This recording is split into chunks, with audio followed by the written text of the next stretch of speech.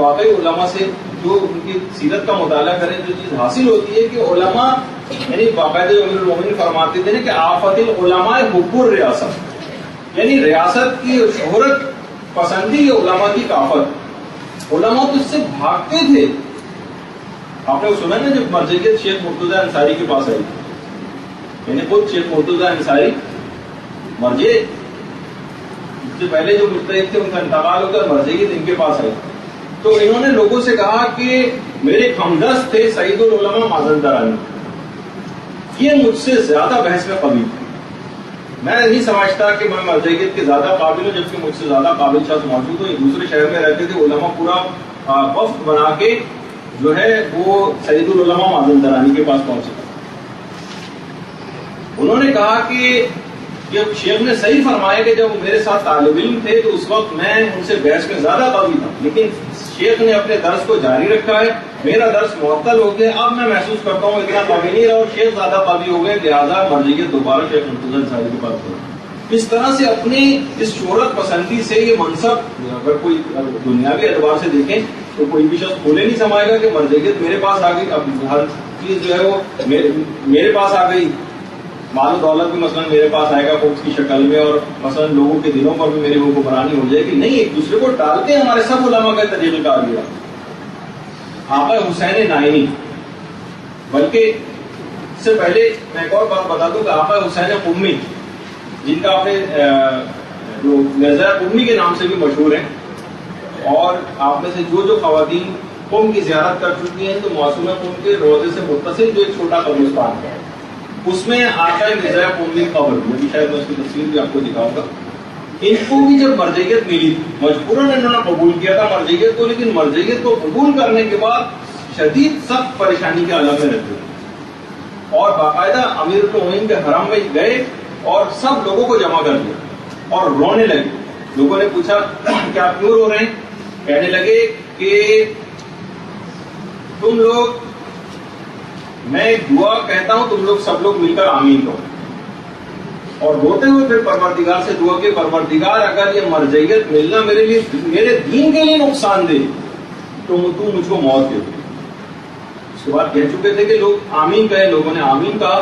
3 مہینے کے اندر اندر مرزا قمی کا انتقال ہوا. یعنی موت کی تمنا کی کہ اگر اس شہرت پسندی سے مثلا آپ بہت زبردست ذاکرہ ہو گئے ہیں، آپ بڑی ہر جگہ سے آپ کو اپوائنٹمنٹ لینے لگے ہیں، لوگ آپ کو بڑے خواتین فوراً ہی گھیر لیتی ہیں، بہت چومنے لگتی ہیں، بہت سروں پہ ہاتھ پھیرتی ہیں، ماشاءاللہ بہت مجلس بڑی، فون آ رہے ہیں، ڈائری دیکھنی پڑ رہی، یہ وہ دماغ خراب ہو جاتا ہے آدمی کا. یہ کیا ہے؟ یہ ریاست اور اس کے اندر ایک شہرت پسندی کی وہ پیدا ہو جاتی ہے. بلکہ کہا جاتا ہے کہ جو شہرت پسندی مومن اگر ساری برائیاں بھی اپنے اندر سے نکال دے تو جو سب سے آخر میں نکلتی ہے برائی وہ شہرت پسندی اور حب ریاست نکلتی ہے سب سے آخر میں. تو بہرحال کوئی بھی عہدہ آپ کو اگر کبھی بھی ملے، چاہے کسی جگہ کا آپ کو پرنسپل بنا دیا جائے، انچارج بنا دیا جائے، آپ کو کسی جگہ کو مدرسہ ہو، مبلغہ ہو، ذاکرہ ہو، کوئی بھی اگر ایسا عہدہ آپ کو مل جائے تو بہرحال اگر آپ کے اندر یہ کوئی برائی کی صفت پیدا ہو رہی، ہر وقت اپنے آپ کو چیک کرتے رہنا پڑے گا کہ کہیں ایسا تو نہیں کہ میں شہرت پسندی کا شکار ہوں. یہ دینی امور میں جو بھی آگے بڑھتا ہے شیطان یہ چیز سب سے پہلے اس کے اندر پیدا کرنے کی کوشش کرے گا. تو بہرحال یہ بہت ہی بری بات محسوس ہوگی کہ انسان کا ظاہر خوبصورت ہو جائے، جو امیر المومنین فرماتے تھے نا کہ ما اقبح بالانسان باطنا علیلا و ظاہرا جمیلا. اتنی بری بات ہے کہ انسان کا ظاہر خوبصورت ہو لیکن اس کا باطن اندر سے بیمار. اور جو آیت اللہ مشکینی البلی کا بھی جملہ ہے کہ وہ فرماتے تھے کہ اگر اپنی تاریخ سن کر آپ اپنے دل میں خوشی محسوس کریں تو آپ سمجھ جائیے کہ آپ نفسانی طور پر ابھی تک بیمار ہیں. تو بہرحال یہ تمام چیزیں ایسی ہیں کہ یہ آپ کو علل خصوص اپنے اندر بیدار رکھنی ہے، تواضع اور انکساری پیدا کرنی ہے. اور یہی وجہ ہے کہ شیخ عباس قمی جن کی تصویر اس وقت آپ کے سامنے ہے، مسجد گوہر شاد میں شاید یہاں پر شیخ عباس قمی درس دیا کرتے تھے. اچانک سے ایک دفعہ انہوں نے دیکھا کہ حاضرین میں شیخ عباس تربتی جو زمانے کے بہت بڑے علماء اور عرفا میں شمار ہوتے تھے، وہ بھی درس کے دوران بیٹھے ہوئے خاموشی سے. شیخ عباس قمی نے ممبر پہ بیٹھے بیٹھے کہا کہ میں دیکھ رہا ہوں کہ شیخ عباس تربتی حاضرین میں موجود ہیں. مجھے اچھا نہیں محسوس ہو رہا ہے کہہ کے فوراً نیچے اتر آئے اور مجبور کر کے شیخ عباس تربتی کو اپنی جگہ ممبر پہ بٹھایا اور ان سے درس دے گا. یہ تواضع اور انکساری. دیکھیے یہ چیز ہوتی ہے کہ انسان جو ہے اپنے آپ کو بڑا نہ سمجھنے لگے، بلکہ کوئی اگر اس طرح کا ہو تو دوسروں کو آگے بڑھانے کی کوشش کرے. یہاں آپ کوشش کرتی ہیں کہ مثلا بہت سی خواتین کہ نہیں ہمیں فلاں چیز کا موقع مل جائے، ہم کسی کو بھی گولی مار کے ہم آگے بڑھ جائیں. اور یہی وجہ ہے کہ جو جب امام زمانہ علیہ الصلوۃ والسلام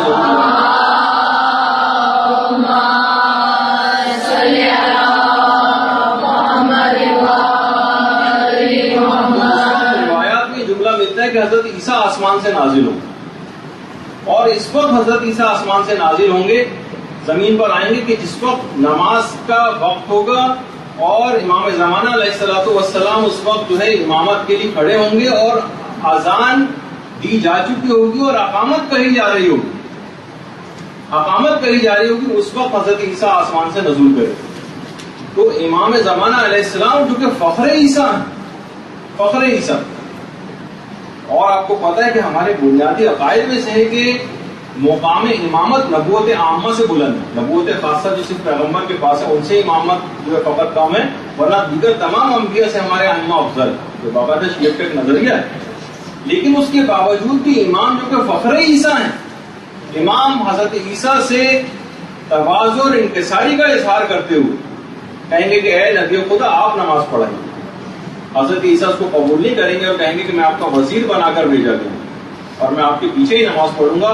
اور جب حضرت عیسیٰ کو امام زمانہ کے پیچھے عیسائی نماز پڑھتا دیکھیں گے تو پوری عیسائی دنیا منقلب ہو جائے گی. لیکن امام کی وہ عزت و جو عاجزی اور انکساری اور ایک تواضع ہے کہ اگر عیسیٰ سے افضل ہے لیکن پھر بھی ان سے کہہ رہے ہیں کہ آپ نماز پڑھائیے. تو یہ علم کے اندر جب کوئی شخص راسخ ہوتا ہے نا تو ایسی تواضع اس کے اندر پیدا ہوتی ہے. اور اس کے بعد تمام عیسائی دنیا بہرحال حضرت عیسیٰ کی جو ہے وہ تمام عیسائی دنیا جو منقلب ہو جائے گی حضرت عیسیٰ کو ان کے پیچھے نماز پڑھتا دیکھ کر، اور پوری دنیا میں اس طریقے سے اسلام کا علم جو ہے وہ بول بالا ہو جائے گا. اور یہ جو واقعہ حضرت عیسیٰ کا امام زمانہ کے پیچھے نماز پڑھنے کا، یہ صحیح مسلم کی دوسری جلد کے اندر بھی جو ہے وہ نقل کیا گیا. برحمتك يا أرحم الراحمين وصلى الله على محمد وآله الطاهرين.